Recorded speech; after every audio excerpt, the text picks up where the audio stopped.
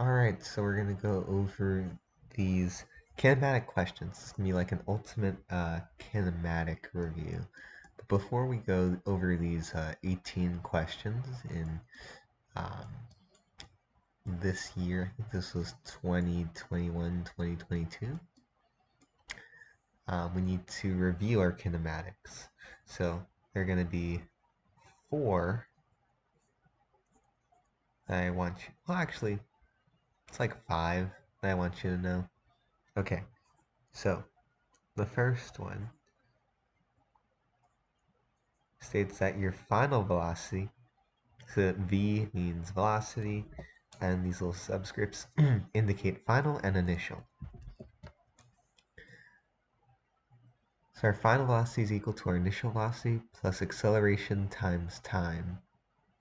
So like if I started off moving at 1 meter per second, and then I accelerated at 2 meters per second squared for 5 seconds, then I would be moving at a speed of 11 meters per second at the end of those 5 seconds.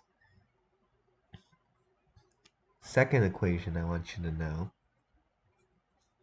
is delta x equals initial velocity in the x times time plus 1/2 times acceleration times time squared.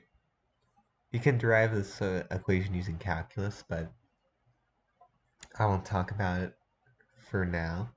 So let's assuming we're at constant velocity, meaning acceleration 0, well, then this term goes away.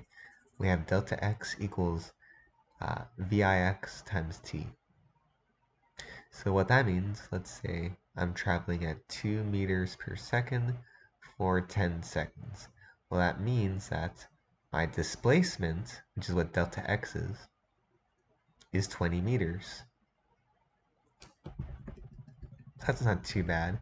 Now, if we aren't moving at a constant velocity, then we have to deal with acceleration.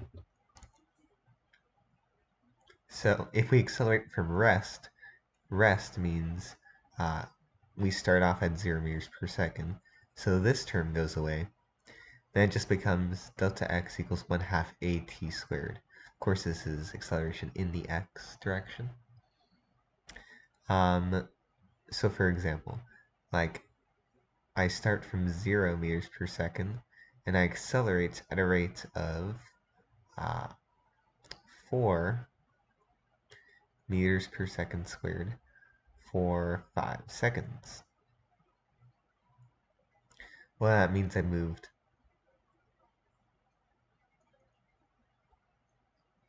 50 meters by the end of those 5 seconds.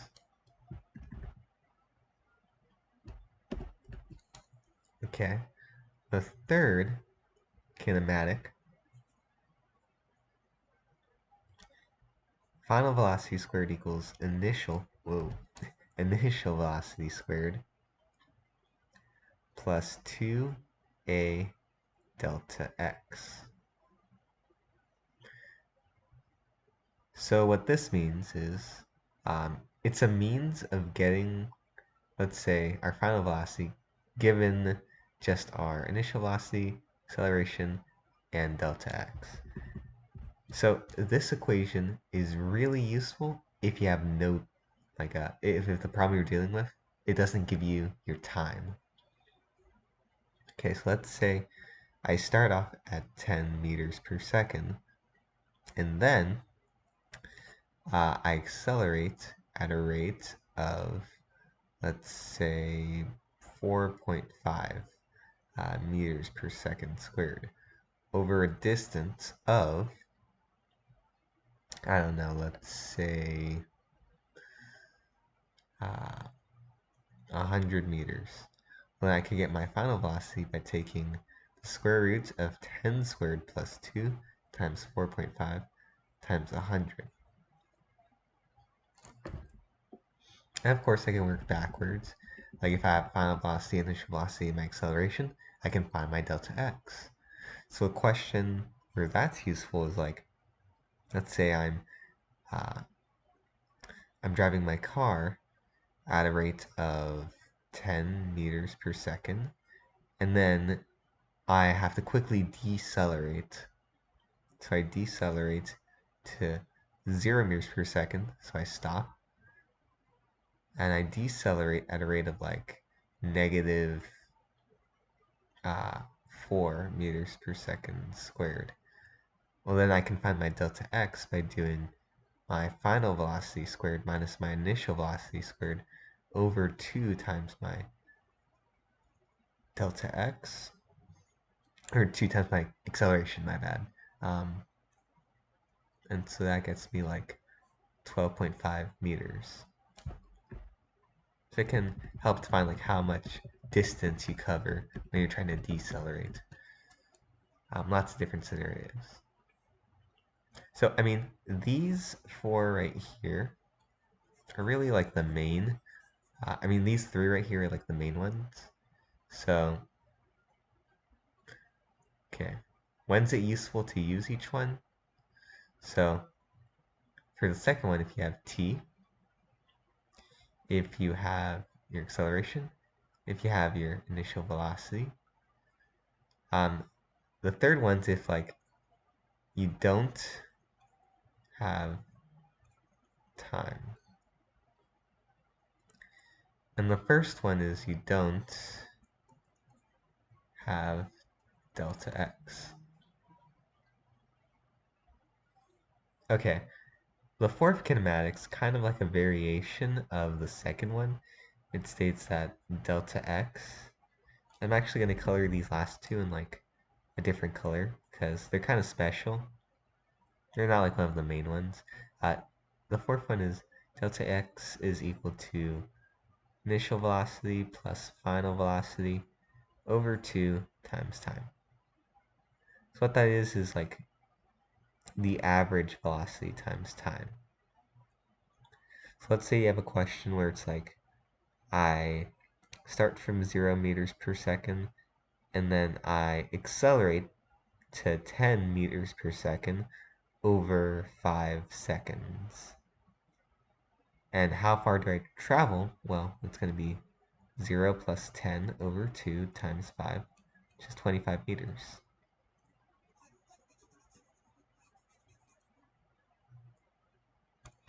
The fifth kinematic that I want you to know, it's kind of like a shortcut kinematic.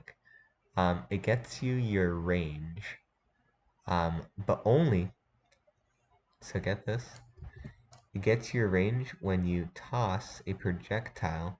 We're going to talk about angles right now, but you toss a projectile from one height and it lands at like the same height.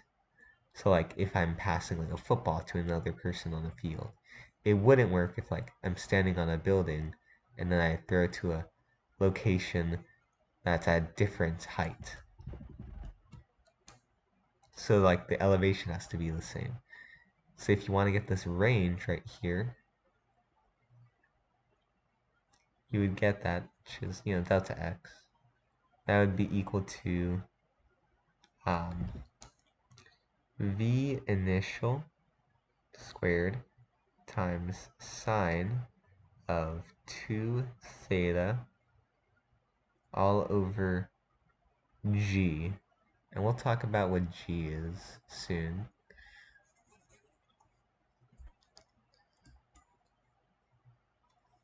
So this is like, just want to find range of,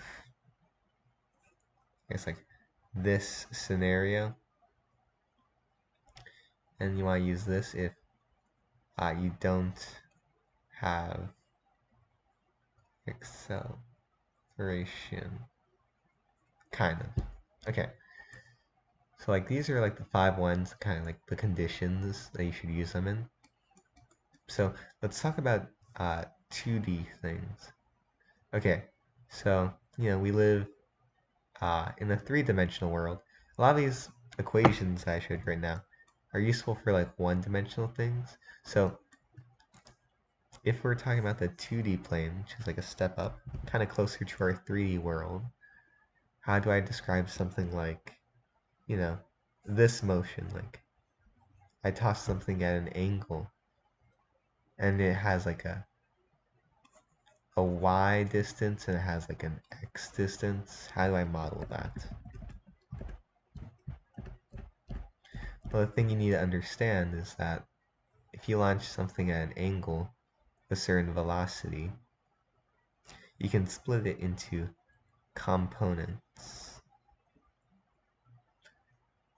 So let's say my angle here is theta. This is my velocity v. So we could pretend like the velocity is like this hypotenuse of like this vector. This vertical component would be v sine theta because of SOHCAHTOA. And this horizontal component will be v times cosine of theta.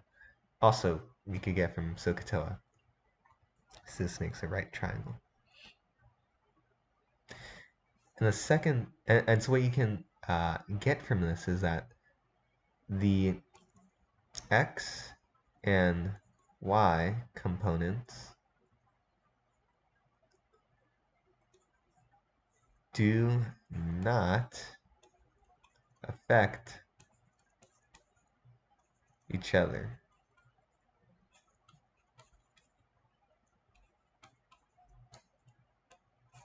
I'm going to say it again. The x and y components do not affect each other. And so why is that important? Because then this allows us to do to treat 2D problems as, oh, I'm solving two one-dimensional problems. So you can split it up into like a one-dimensional thing dealing with the x and a one-dimensional thing dealing with the y. And so what do I mean by that? Well, let's do an example problem. So let's say I launch a projectile at an angle of 30 degrees at an initial speed of 10 meters per second. Well, I can model the x, the change in my x, by doing, well, my kinematic was VIX times time plus 1/2 AT squared, or AXT squared. Is there any acceleration in the x? Well, no, there's no acceleration in the x. It's a constant speed. And so I can model this as delta x equals, well, what's VIX? It's going to be the horizontal component of my velocity. So that's going to be 10 times the cosine of 30 degrees times time. So if I wanted to find how far this projectile would be in the x after like 5 seconds, I just plug in 5 here. And that would be my answer. And now, let's say I'm talking about the y component. So here's something interesting. So there's always an acceleration in the y component. What is that? So acceleration in the y is equal to gravity, which we abbreviate as just like g. And that has a value of, and this is a value you need to memorize, has a value of negative 9.81 meters per second squared. So that's like a must. And so we can model our position in the y again. So it's a variation of the second kinematic. Instead of delta x, delta y. You replace all the x terms with y terms, pretty much. Because the equations, they still work. And so ay, we're going to deal with acceleration in the y. So it's going to be negative 9.81 t squared. And our velocity in the y is going to be v sine theta. So that's going to be 10 sine 30 degrees. And so if I want to find my y value, my change in y value after like 2 seconds, I'd plug in 2 for t and I'd get my answer. All right. So, I mean, that pretty much covers um, kind of like the context you need to know beforehand. Um, so now we can dive into uh, the questions. We just kind of move this stuff.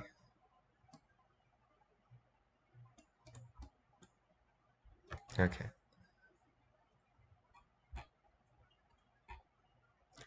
So, starting with our first question here. We have Terry stood at the edge of a roof. Okay.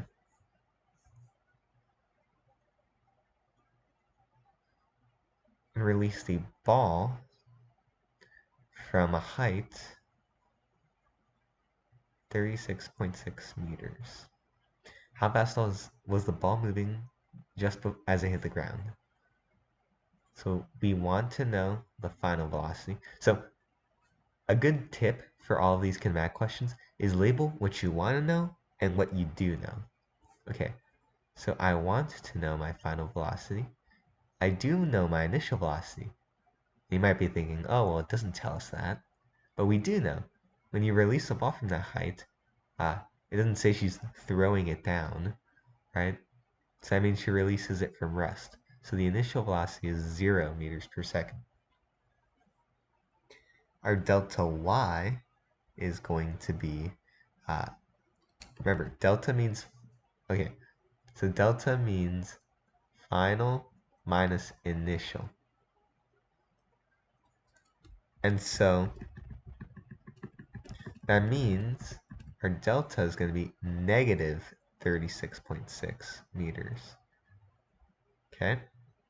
Our acceleration in the y is gravity, which is negative 9.81 meters per second squared.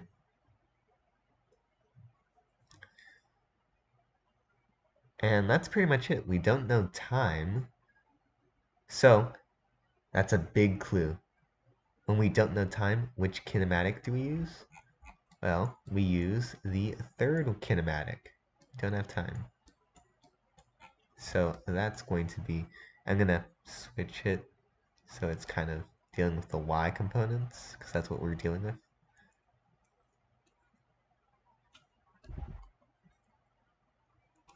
So like that, we plug in what we know, and 0 squared equals, oh, you want to know the final velocity. So it's this squared equals 0 squared plus 2 times negative 9.81 times negative 36.6. So we can square root both sides.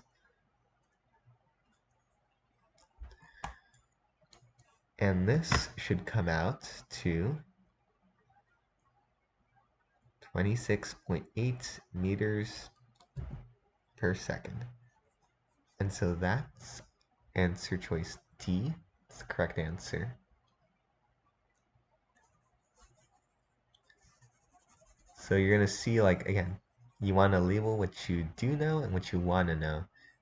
And that'll help you determine which kinematic you're going to use throughout most of these problems. It's going to be a pattern.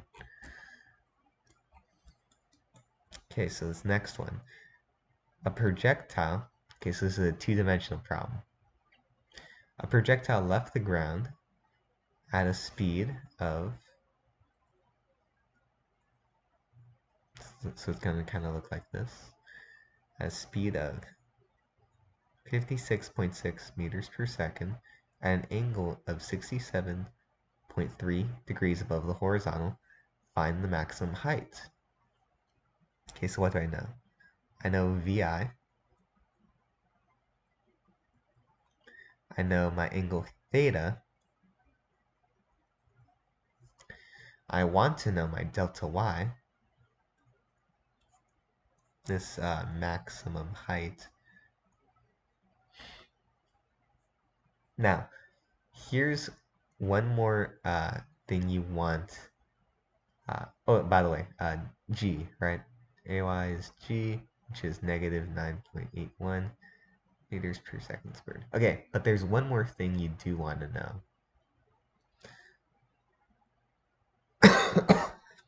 Excuse me. Okay, so let's actually think about the components of the velocity here. We're talking about our y component. It's going to be that 56.6 times the sine of our angle. It's going to be that many meters per second. Now I want you to think, what's going to be our final velocity in the y? Well, when something reaches its maximum height, think about what's happening to its y. It's getting smaller and smaller, and then it becomes 0, and it becomes negative and negative, right? So at that point where it reaches its maximum height, its final velocity in the y direction is actually 0 meters per second. And so, given that we don't have time, this is another question where it's useful to use the third kinematic.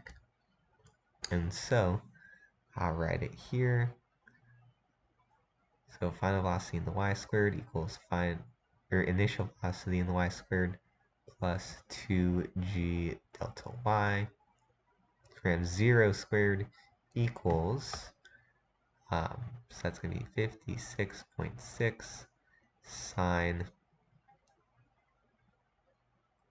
67.3 squared plus 2 times g times delta y, which is what we're solving for. And so, solving for delta y, doing a bit of algebra, we'll get this expression.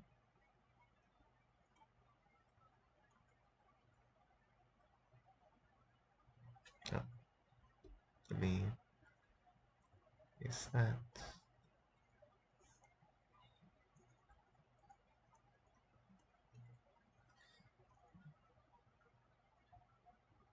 And this should come out to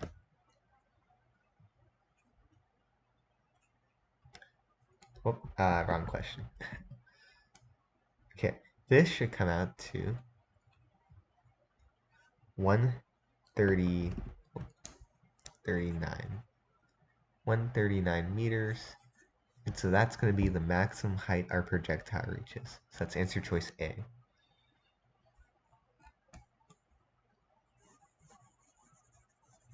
So again, that was another problem where time was not given and we weren't solving for it.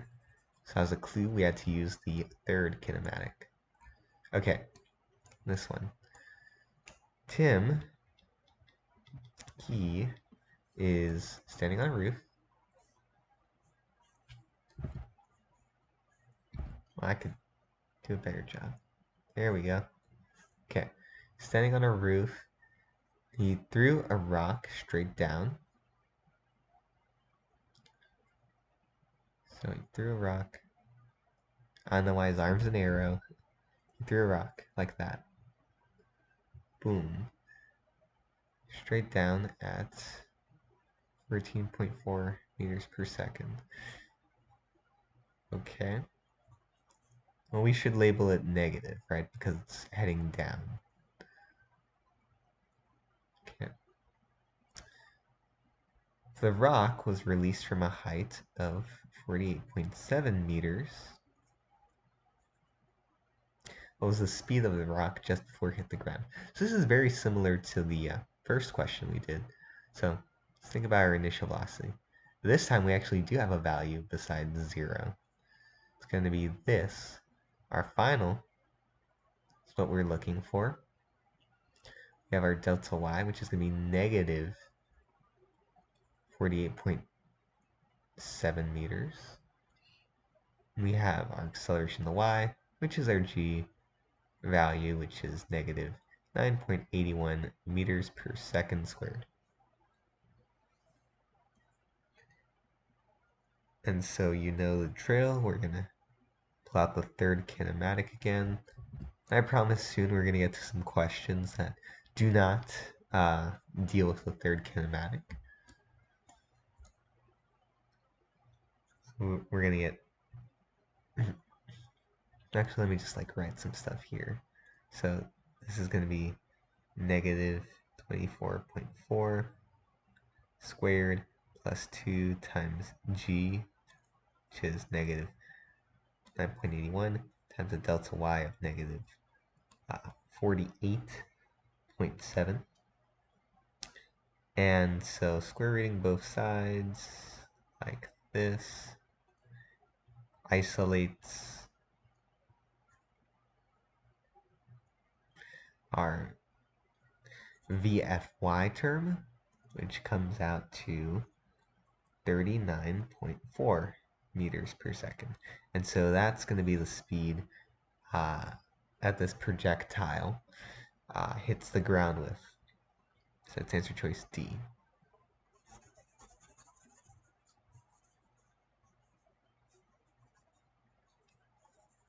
All right, so moving to the next question here. Okay, so someone's standing on the roof of a bank. Lots of people standing on the roofs of banks, I guess. Okay, she threw a baseball as far as she could at an angle of, okay, well, at a speed of 27.7 meters per second at a height of 40.6 meters at an angle of 36.7 relative to the horizontal. And we want to know how far that ball went. Okay, so what can we do here? Here's an idea. So what we could do is we can solve, okay, well, this is going to be a two-part question. Let's think about how we're going to get that delta x. So here's an idea. If we find the time, so if we find t, the time at which it hits the ground, then delta x will just be equal to our velocity in the x times time. And we know what our velocity in the x is. That's going to be our speed times the cosine of our angle. So we should try and find t. And so an expression dealing with t that pertains to this is going to be our second kinematic, which is, we're going to write it in terms of y. Because it's going to be, when it hits, it's going to be like the y direction that determines how long this process is going to happen.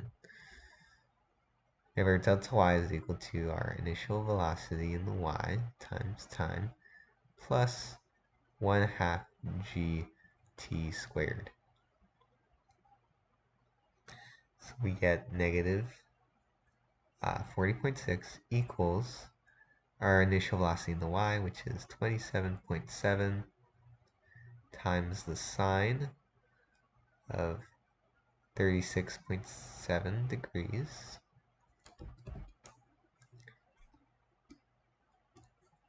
times time, which is unknown, plus 1/2 times g, which is negative 9.81 times t squared. And so we can arrange this to be like a quadratic equation where t is our variable. It's acting like our variable x.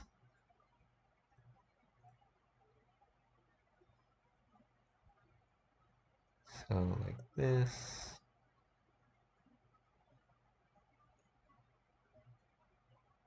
Equals 0.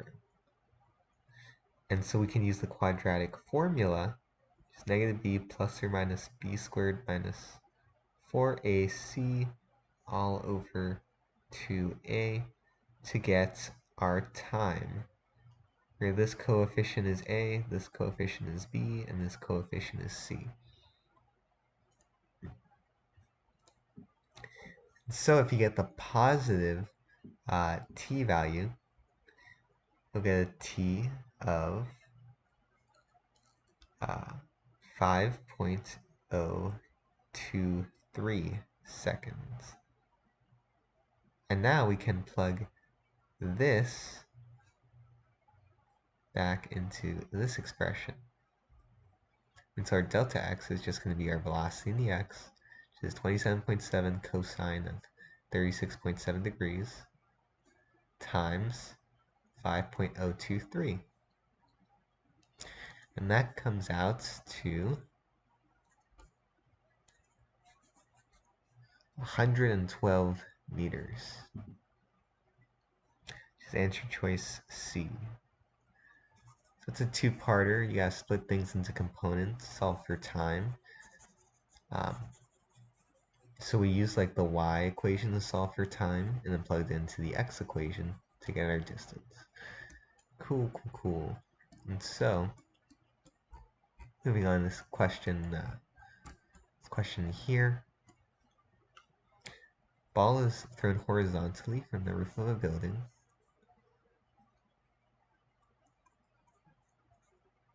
It's thrown horizontally at 26.6 meters per second. The roof of a building, and it lands on the ground. So like maybe here. 83.3 meters from the base of the building.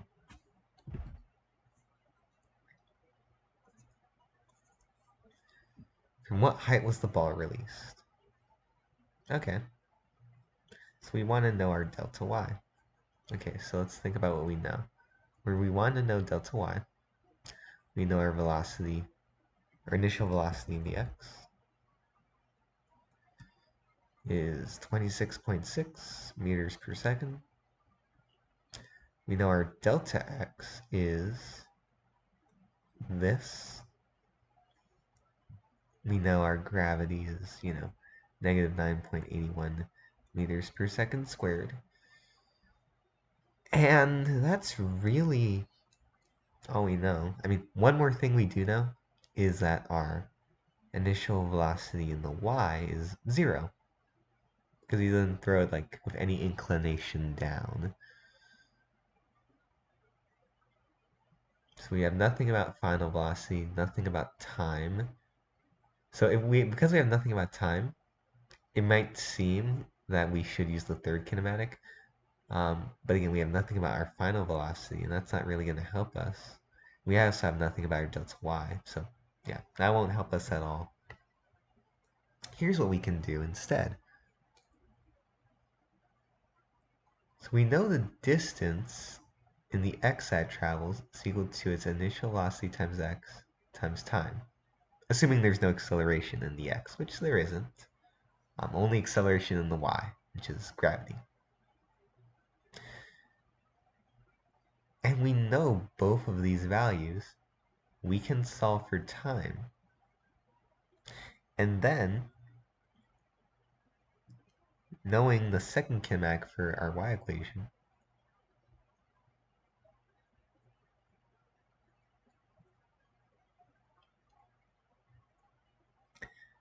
we know there's no initial velocity in the y, so this whole term goes away.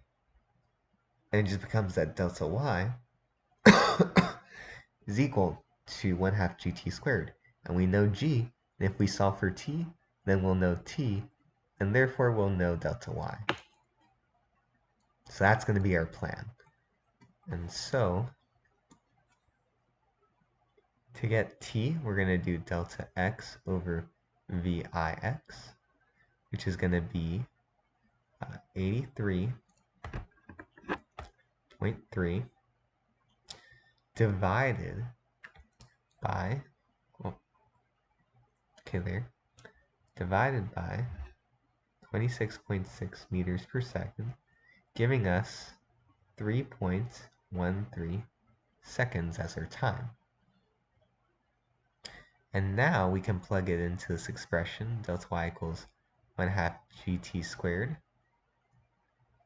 We get 1/2 times negative 9.81 times 3.13 squared.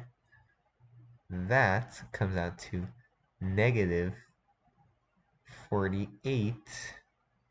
So that means that our ball, or rock, fell 48.1 meters. So that means the height from which it was released was 48.1 meters. Answer choice D. So again, so we solved for t, given what we knew, then plugged it into our equation for the y. Okay, so moving on to the next question. A plane must reach a speed. Okay, pretend this object right here is a plane. Okay, so a plane must reach a speed of this, that's its final velocity, dx, of 36.4 meters per second by the end of the runway to successfully take off. What minimal length, so it's asking for what delta x, is required if the plane starts from rest. So that means that, okay, well, let's list what we know. We know our final velocity dx has to be 36.4 meters per second. Our initial velocity in the x has to be 0 because it starts from rest. Rest means 0. It's going to accelerate. It's going to have this acceleration in the x direction of 4.88 meters per second squared.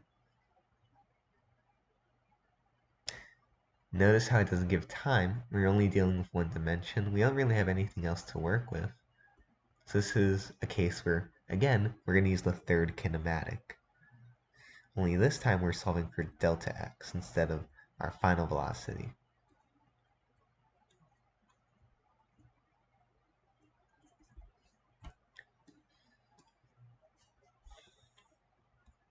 So plugging in these numbers, I get the following expression. I just wrote the wrong value here. That is supposed to be 36.4. Okay. And solving for delta x, we'll just do this.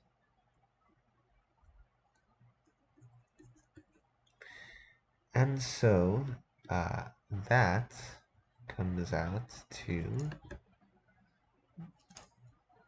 value of 135.7, so 136 meters as our minimum length for that runway.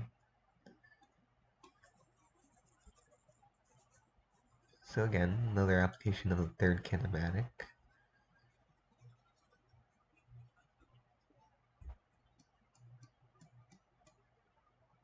Okay, next question.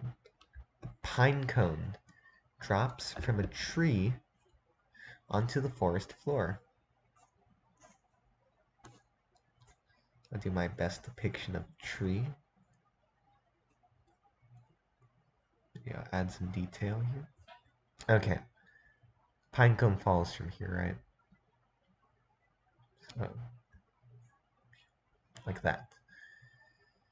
And it's falling for about 3.5 seconds. Assuming the pinecone started from rest, so its initial velocity in the y is 0 meters per second. Okay, assuming it started from rest and ignoring air resistance, from about what height did the pinecone drop? So we want to know the delta y. We know what g is. It's negative 9.81 meters per second squared. And so, this is actually equation, this is actually an instance where we want to use the second kinematic, because we have time, and we want to find something related to distance. So, this is what our second kinematic looks like. Notice, because our initial velocity in the x is 0, this term goes away. And so it's just going to be 1/2 gt squared. And so we're just going to plug in our values. So 1/2 negative 9.81 times 3.5 squared. All right, and that's going to be negative 60 meters, meaning that our pine cone fell from a height of 60 meters. So it's a nice application of the second kinematic.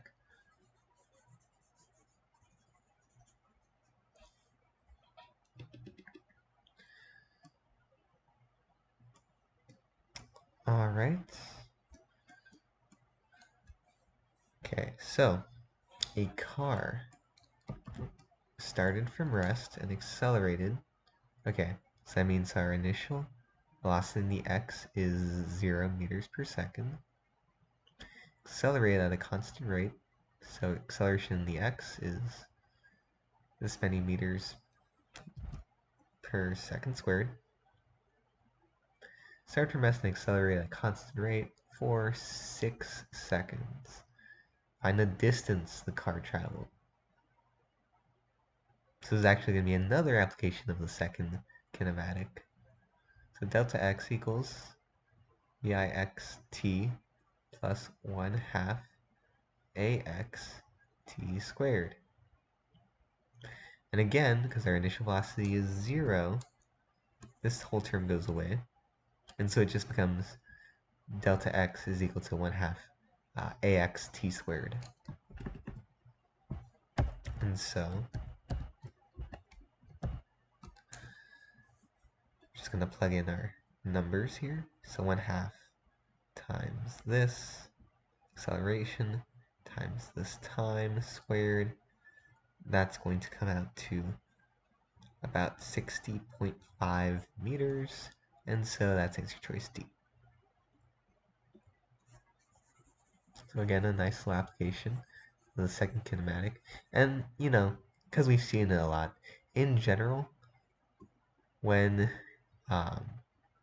using, I'm going to call it K2, second kinematic, and VI is 0, then it's like your delta x is equal to just 1/2 ax t squared. Or if you're in the case of y, I just 1/2 gt squared. It's just a little rule of thumb.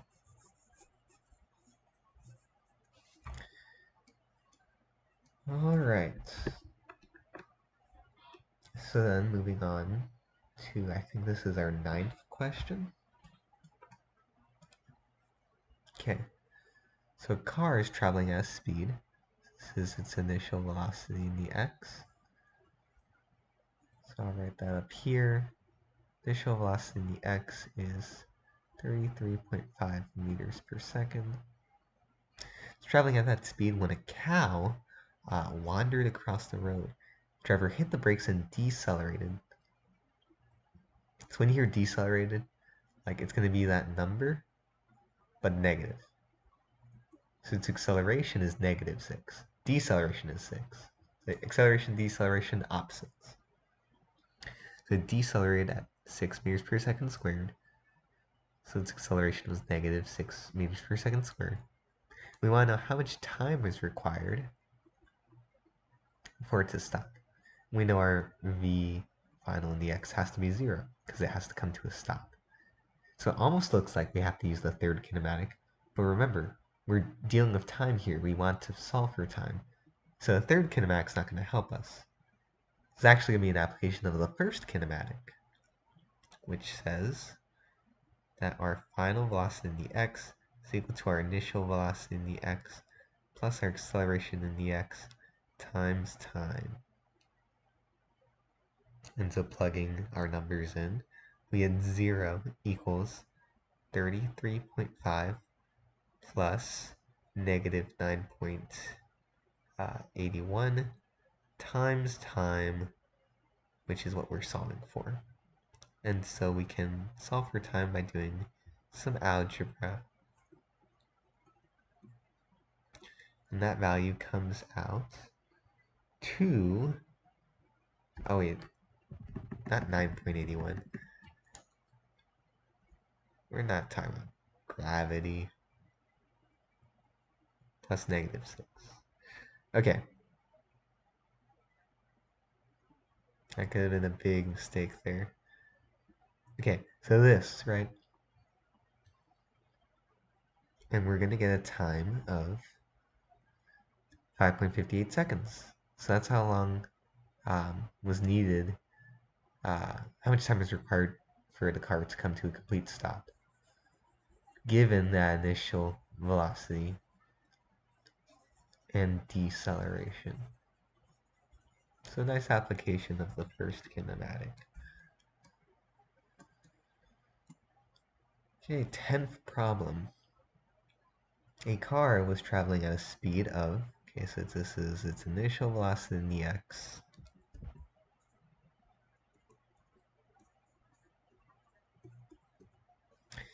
When it accelerates past a truck.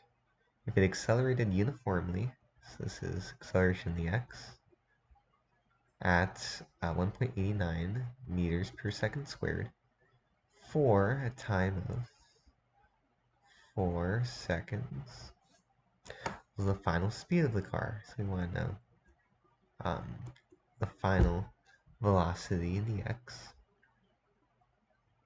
So this is actually another application of the first kinematic. So writing our equation and filling in what we want, or what we have.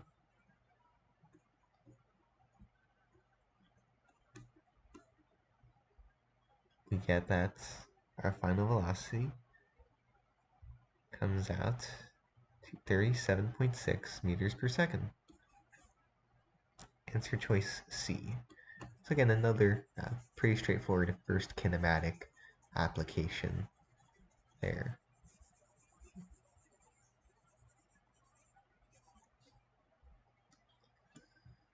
All right. Whoa.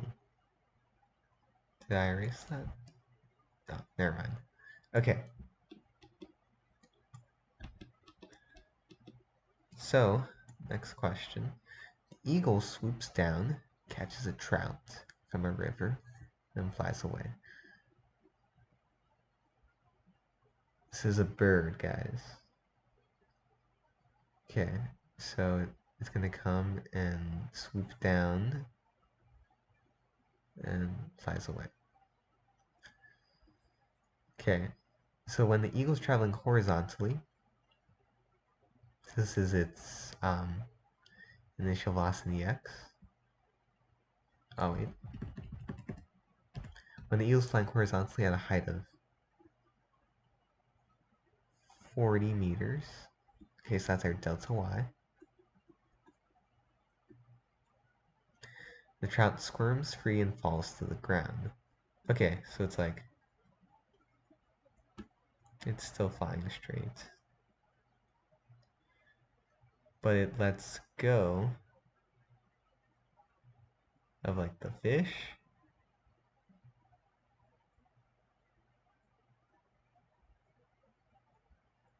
And it just falls down. Just falls straight down. Okay, so it falls free.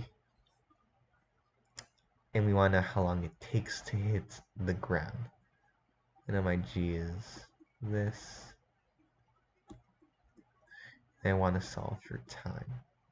So this is actually a pretty straightforward example of the second kinematic. Because remember, again, the trout just kind of squirms free. It doesn't have an initial velocity in the y.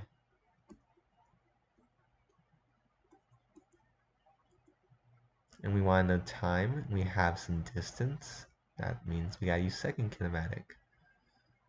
So that's this.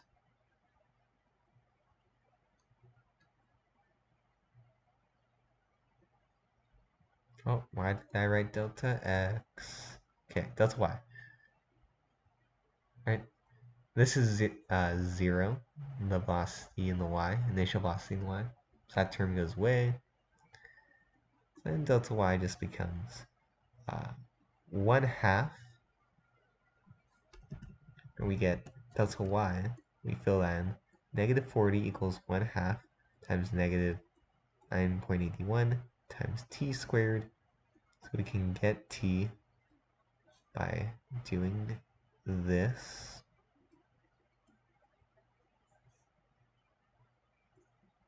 Get the positive square root of this value. And so that's going to be 3, no, not 3. That's going to be 2.86 seconds. So answer choice B.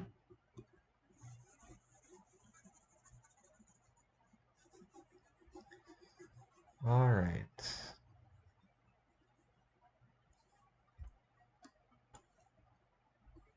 So moving on to the next question. Cat. Small cars moving at 30 miles per hour. So our initial velocity in the x is 30 miles per hour. It gets on the entrance ramp for the highway, and the car accelerates, acceleration x, at this insane rate for an entire 0.15 mile length.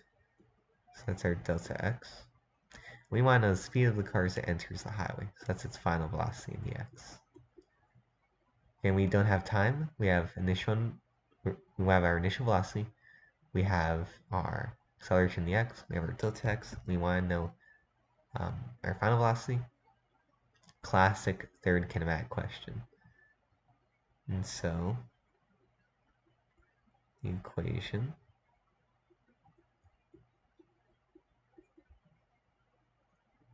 is that. So we fill in the blanks.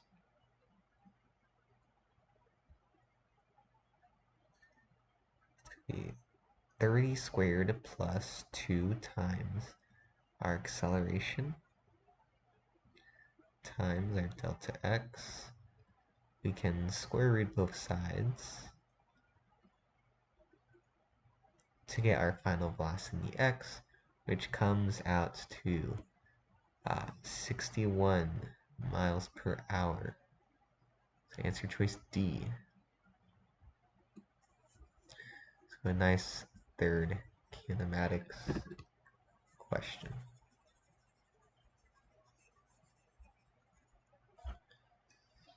All right. So moving on to the next problem. My Toyota has a V6 and can accelerate from rest.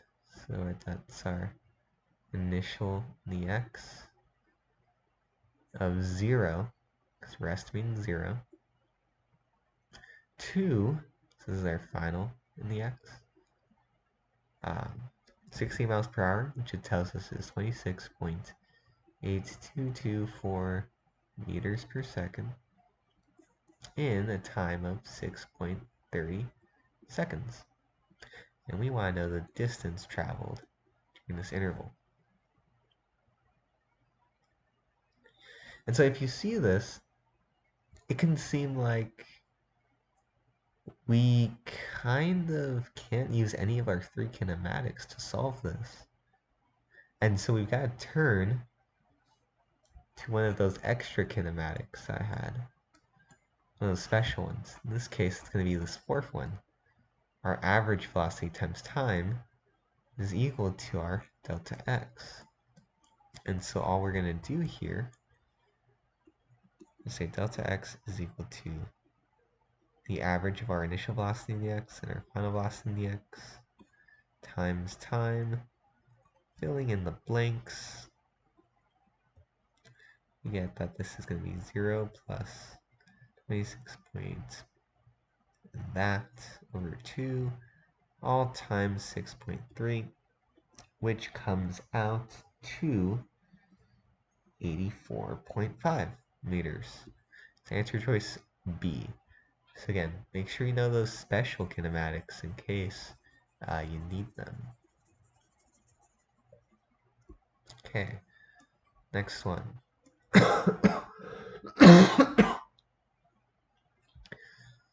A baseball. Okay. A baseball travels, is thrown straight up, because that's going to be our velocity, initial velocity in the y. 24.2 meters per second. It left Tom's hand. Okay, so keep this in mind throughout the problem.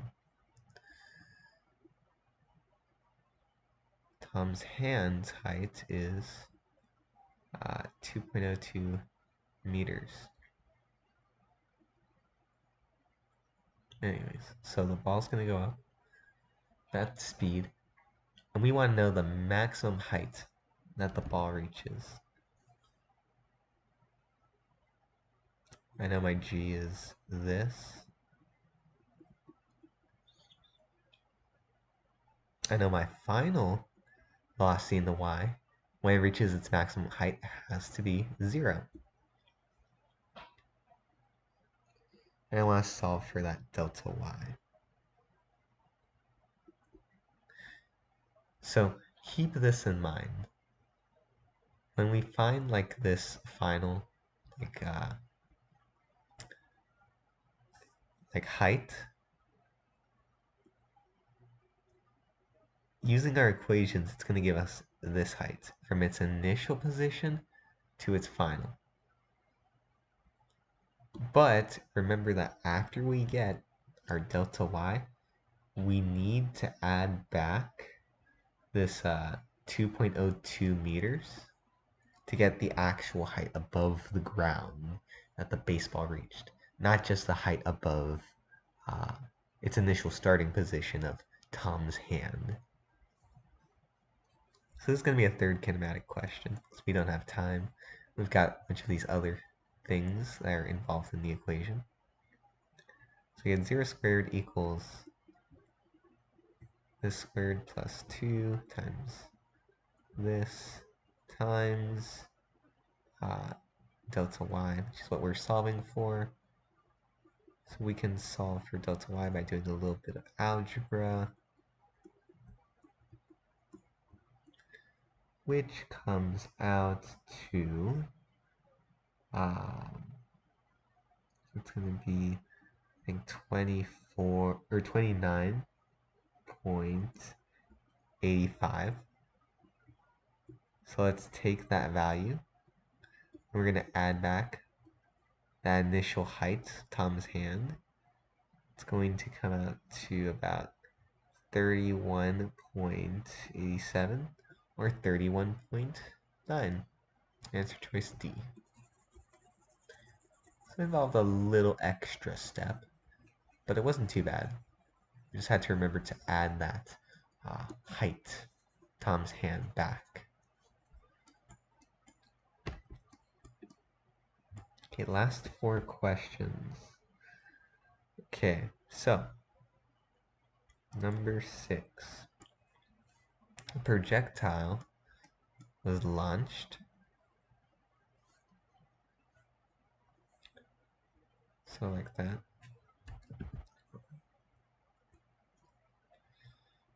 At a speed of 48 meters per second. So that's our initial.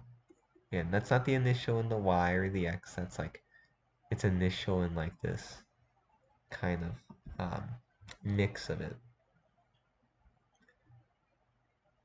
It's going to be at some angle. And lands 240 meters away. Was the maximum height I reached.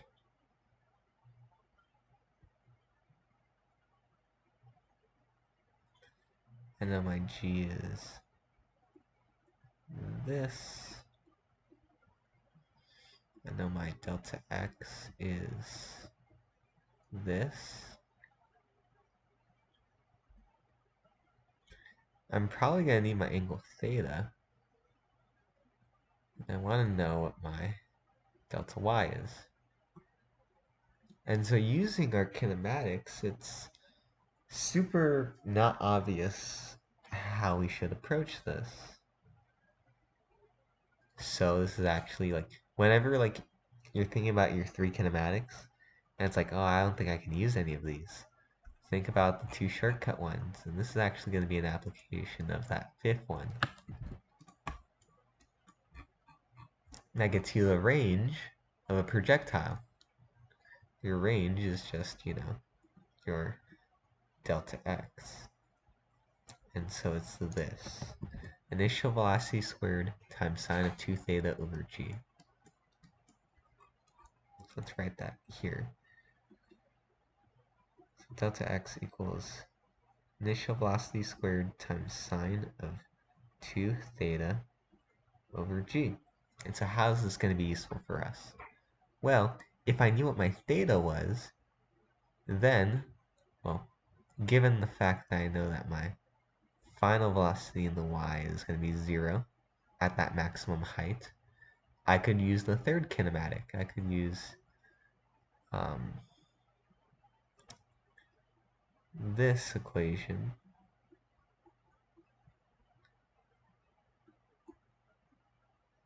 to solve for my delta y, because I know this is going to be 0.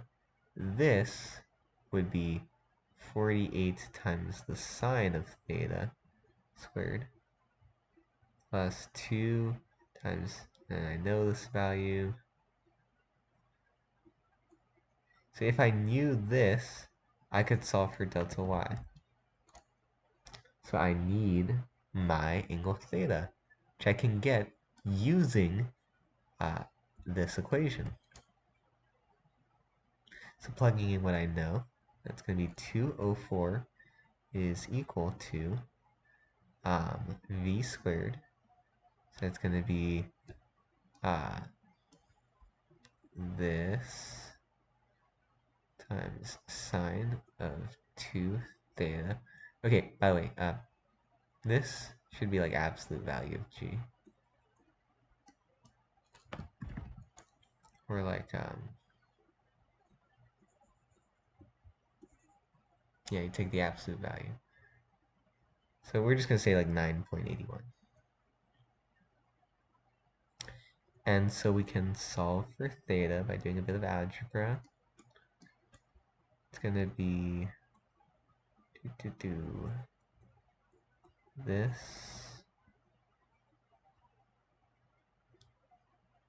inverse sine divided by 2, like that. And that should get you a value of about 30.15. You just verify. Yeah.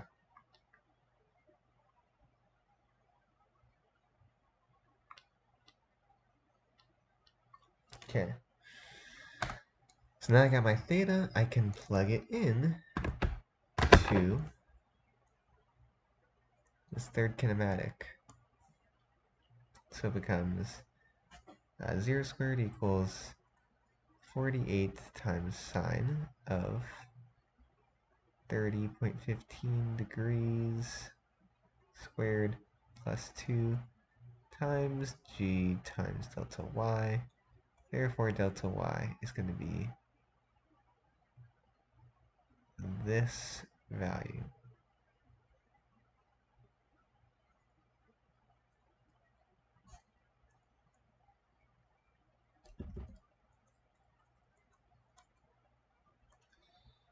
Which comes out to 29.6 meters. Answer choice B. So kind of a long question, but hopefully not too bad. It's a good application of that fifth kinematic, those special ones. It can be really useful. And it's also another one where we have to um, deal with uh, two-dimensional motion. It's a nice little exercise in that.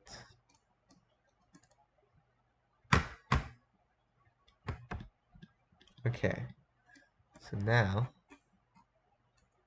third to last problem. I think this is our 16th. A softball is thrown from an outfielder to third base. Okay, so the distance between the players, that's delta x, is 42 meters. It's thrown at an angle of 27 degrees. What was the initial speed at which the ball is thrown? We want to know VI. And also, I guess we know our G is this. And this is the scenario, right?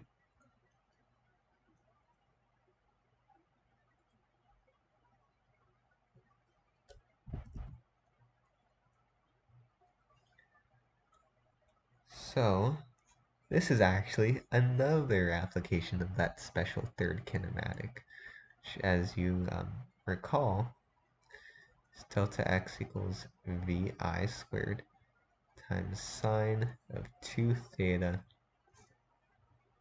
over G, like, absolute value of G, right? And so we have our G, we have our theta, we have our delta x, we can solve for our VI. So this is going to be, plugging in what we know. 42 is equal to VI squared times sine of 2 times 27 all over G, positive G, right? So it's going to be 9.81. And so our VI, by doing a bit of algebra, is going to be 42 times 9.81 over the sine of 54. So computing that, it comes out to 22.56, or rounded up, 22.6 meters per second. So that will be answer choice D.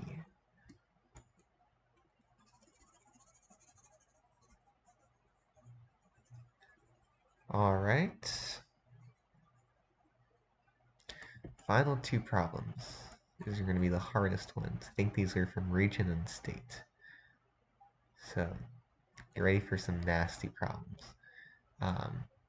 Potentially. They could not be bad for all we know. Okay, so PO6. Tin can sits on top of a wall. Well, it actually draws all of this out for me, so I don't have to draw it out. So a tin can sits on this wall of height of 2.25. You throw a ball from this height, 1.5, at an angle of 26 degrees, and a speed of 22 or 12.5 meters per second. We want to know the horizontal distance x. So that's delta x. You could, that could be thrown from the wall.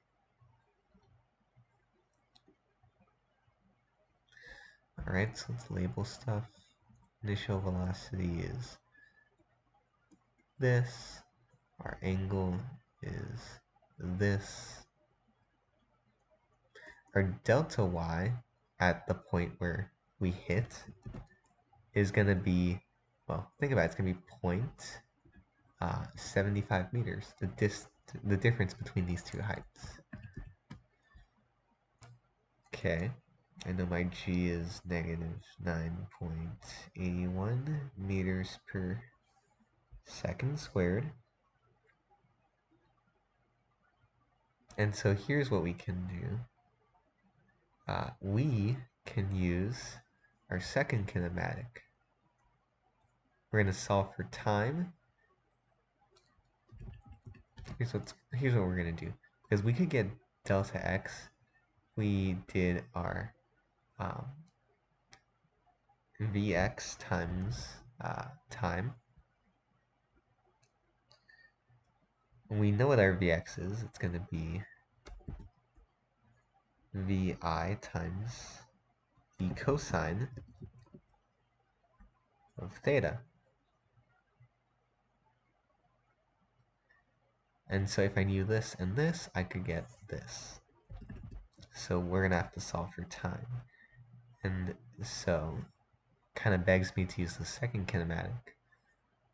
So that's going to be in the y direction.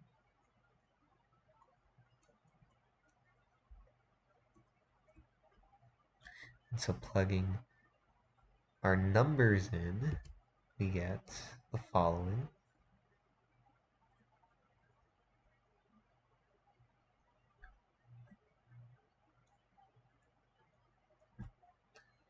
Plus 1/2 times negative 9.81 times t squared. Oh, did I forget a t here? Rookie mistake.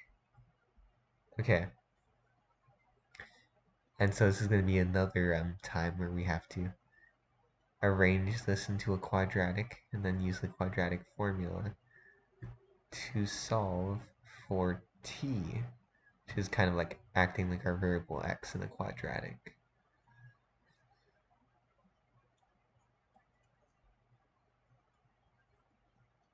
And so this right here is my a term. This, I forgot my t again. No. Okay, so this right here is my b term, and this right here, negative 0.75 is my c term. So we gotta do the quadratic formula. Negative b plus or minus b squared minus 4ac over 2a will give me my t.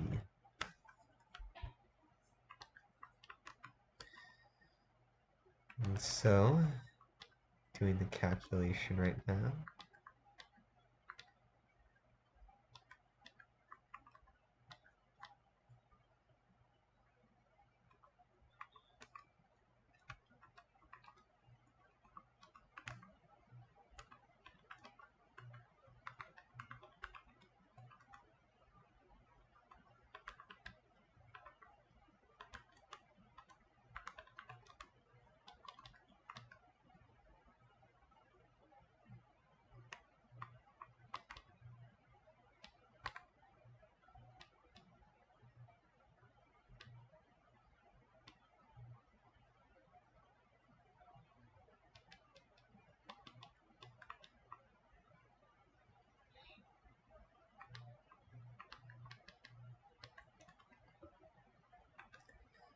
Oh, messed up a little bit.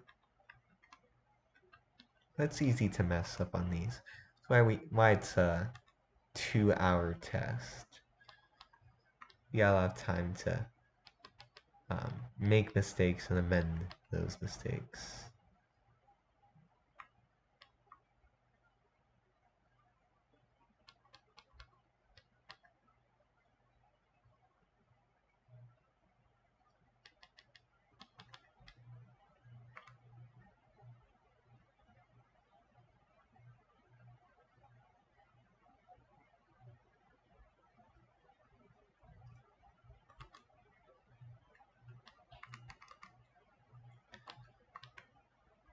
Alright, and so we get our time as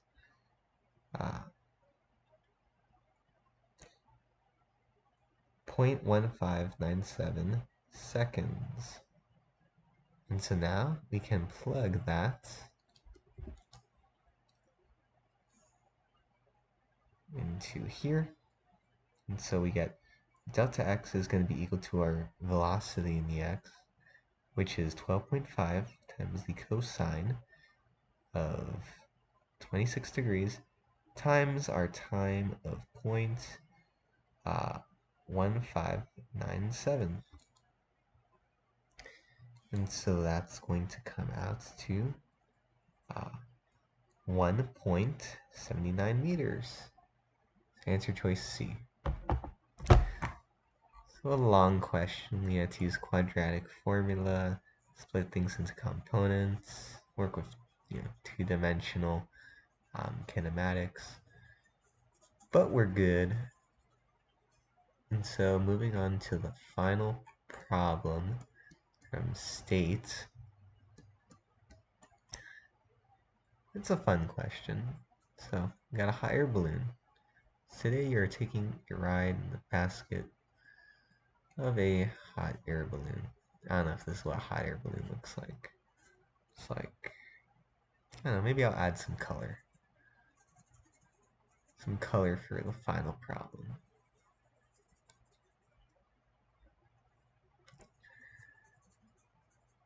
And so, after designing this amazing hot air balloon, I can finish reading the question.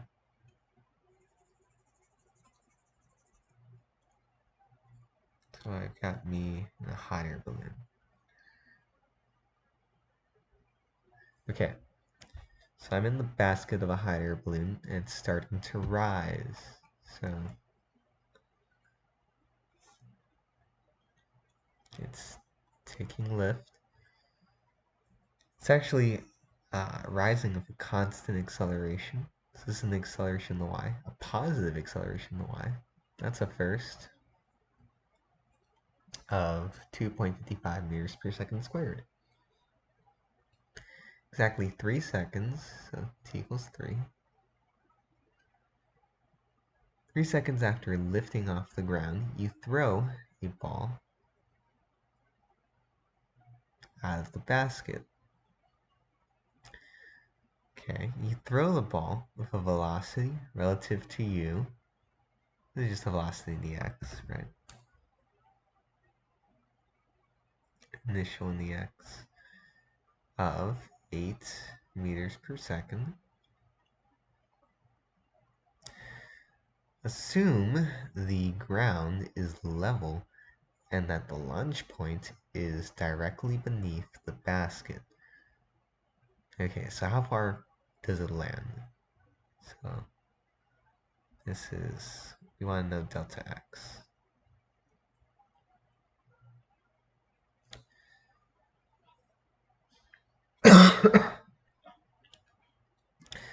Here's what we can do. If we solve for the height at which it was launched, we can find the time. Okay, so we're going to have two times here. I'm going to call this t1. So actually, let's call it t height, because this corresponds to how high you are here in your basket at t equals 3 seconds.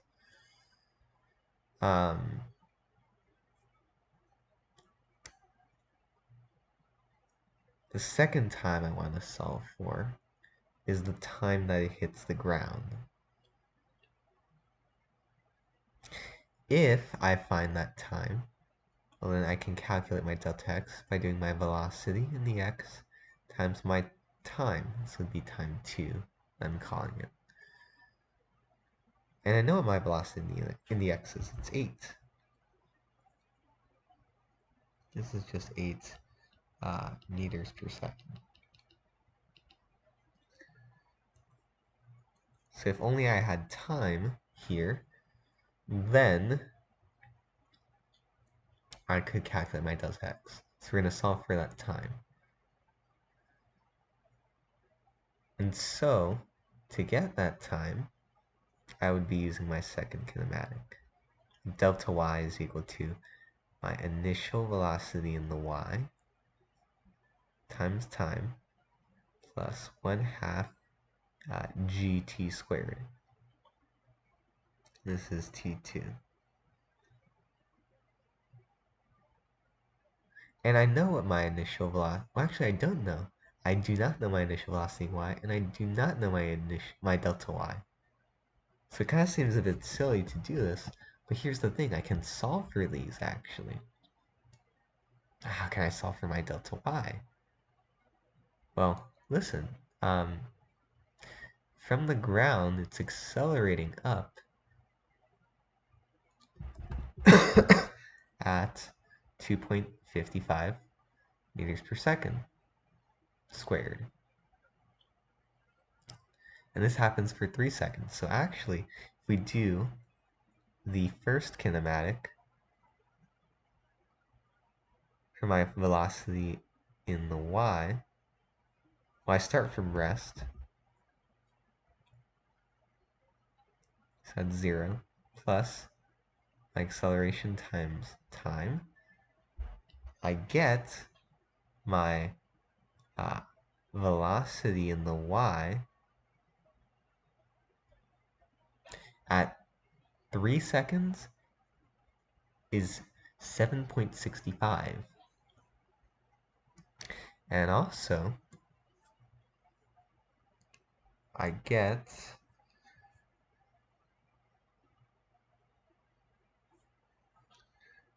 my delta y from applying the second kinematic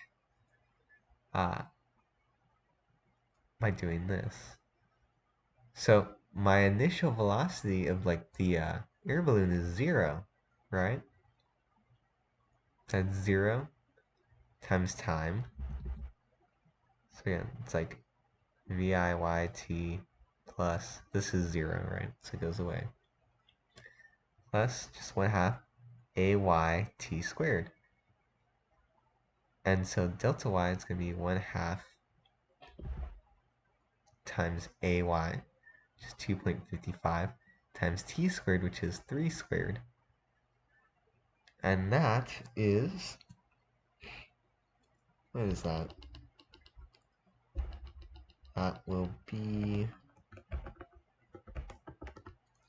11.475.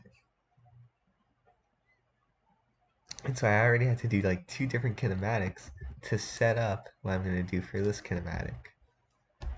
But now I've got what I need.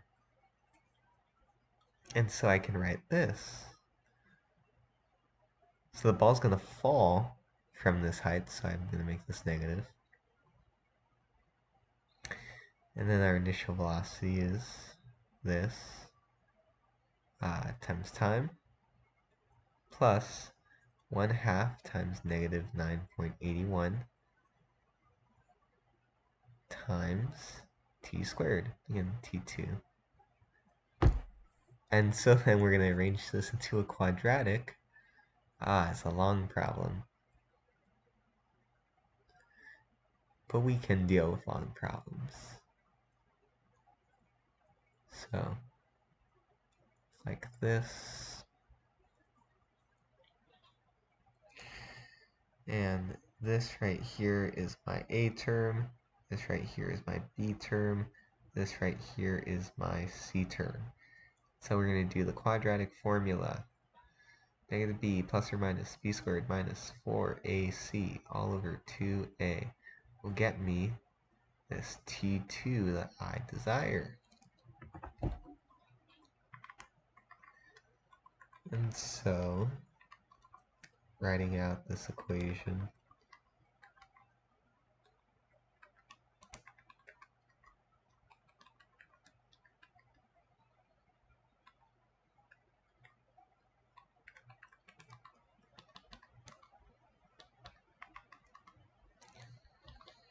I get that my time is equal to pretty much 2.5 seconds. And so I now finally have that T2 that I need to finally plug it back in here. And so, multiply by 2.5, I get the plain answer of just 20 meters. So all that work for just a nice, clean answer. It's nice. So answer choice D is our answer. And so, that's the end of this review sheet, this Ultimate Kinematics Review Guide. Went over 18 problems ranging from relatively easy to, I would say, pretty difficult. So hopefully y'all learn how to kind of use these kinematics, how to work with one-dimensional motion, how to work with two-dimensional motion, knowing when to use each kinematic, and when to use the special kinematics, and just the general problem-solving strategy of figuring out what you have, what you don't have, like what you have and what you want to know in the problem, and using that to kind of figure out which kinematic you use, and then just doing the math. Yeah, hope y'all enjoyed going through these 18 questions with me. And I'll see you guys next time.